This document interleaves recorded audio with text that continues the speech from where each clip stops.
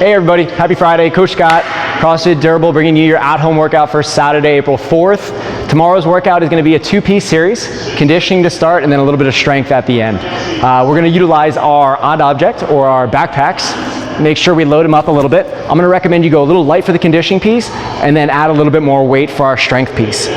The conditioning piece, so you're going to do 3 movements, 2 minutes of each, 1 minute rest, and then complete that 2 more times, so 3 sets. So 18 minutes in all, relatively long, so make sure the weight that we're using allows us to keep some good technique. All right, first movement is gonna be a Russian kettlebell, well, Russian odd object swing, I should say. So backpacks work great because they got that top handle, right? Arms are gonna stay long. Big emphasis here is making sure we're hinging over at the waist, right? And tapping into our butt and hamstring, popping my hips to the top, and allowing my kettlebell odd object to swing in front here, okay?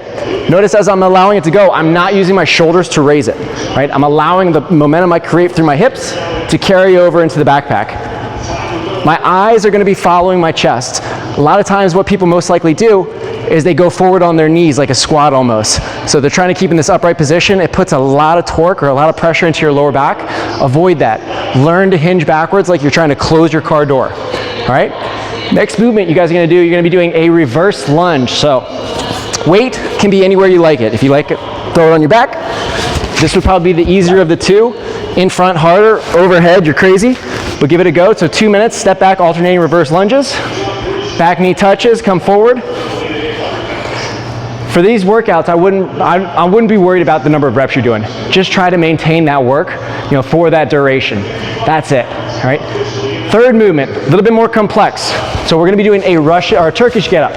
So a Turkish get up is where we're utilizing one side of our body, our right arm or left arm, a nice stability position to try and bring yourself from the ground to a standing position. So what it's gonna look like, make sure we get a good angle here. Start from the ground. Again, make sure the weight's light. Put your handle in, hold up. So what I'm gonna do is I'm actually gonna push off my right hand, kick with my left leg, arm stays up the whole time. I'm pushing off my right hand to drive my hips high, bringing myself into a lunge position, and then standing up. I get back down by reversing that order. Step back with the opposite hand, drive my hand down, create stability, kick my foot through, and then slide back. If you're watching this and going, what was that? This is how I want you to scale it. Position here, whichever arm you're using as the stability arm, keep that same knee up, and all I want you to do is you're gonna come up into a half get up. So you're coming up, arm staying straight, just bring yourself up to that extended position, and slowly back down, all right? We'll still get the stimulus of our shoulder stability, we'll get some core activation, right? And we don't have to worry about the whole thing. Switch after 1 minute on this one. So minute on the left, minute on the right, minute rest, get some water, complete that 2 more times. After we finish our conditioning piece, give yourself a little bit of time, recover, and then we're gonna do some more strict movements or isolation movements. First one is gonna be a single arm high pull. So load up your backpack with a little bit heavier weight this time. This is not for speed, right? This is more for quality. So single arm high pull, gripping the top of my backpack, driving up high here, and really trying to pull back on my shoulder. I'm not trying to rotate forward. I wanna get that stability through the back of my traps. And slowly back down, arm extended, and drive back up. 8 left, 8 right, and then moving on to 30 flutter kicks from the floor. Flutter kicks, you guys need to lie flat down here, and 2 different variations here. You can add some huge extension and separation of the legs, or you can keep them nice and small here. I would go every 1, 2, 3, 4. 30 there, so 15 right, 15 left. If we're pretty conditioned in the midline, go ahead and go every 2 is 1. 1, 2, 3.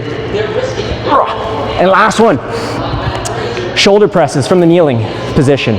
So what it's gonna do is gonna take a little bit of our stability out of the equation. Our setup. Kneeling position here, whatever knee I have down on the ground, that's the arm I wanna utilize to press overhead, okay? Opposite arm should be away from our body. Force us to use that core to make sure we're nice and tight. Slowly all the way down, bringing myself forward, and then drive back up. Okay, 8 here, 8 on the left. 1 minute rest, repeat that 3 times, okay? Challenge yourself here. This is where you're gonna get a little bit stronger. Have some fun. And if you guys are doing this, post some videos, you get the kids involved. Everybody wants to see somebody getting fit. All right, guys, have a great day, enjoy it. Hope tomorrow's awesome. We'll see you then.